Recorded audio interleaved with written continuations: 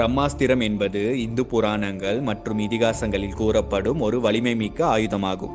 இந்த ஆயுதம் பிரம்மனை நோக்கி தவம் இருந்து கிடைப்பதாக நம்பப்படுகிறது. இதனால்தான் இது பிரம்மாஸ்திரம் என்று அழைக்கப்படுகிறது.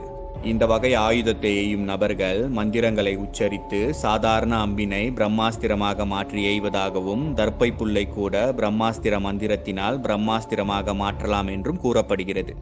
பிரம்மாஸ்திரம் ஆயுதம் எந்த ஒரு கிரகத்தையும் அழிக்கும் தன்மையை கொண்டதாக கூறப்படுகிறது. மிக பெரிய அழிவை கொண்டு வரும் இந்த ஆயுதத்தை பரசுராமன், ராமன், மேகநாதன், பீஷ்மர், துரோணர், கர்ணர், அஸ்வதமா, அர்ஜுனன் மற்றும் லட்சுமணன் தங்களின் வசம் வைத்திருந்தனர். பிரம்மாஸ்திரத்தில் இருந்து பயங்கரமான நெருப்புகளும் மின்னல்களும் வெளிவந்து கொண்டே இருக்கும். இதை எய்வதால் சுற்றி இருக்கும் உயிரினங்கள், மரங்கள், கடல் போன்றவை பயங்கரமான நெருப்பால் பற்றி எரியும் என்றும், பனிமலைகள் கரைந்து மலைகள் சுக்குநூறாக உடையும் சத்தம் கேட்கும் எனவும் கூற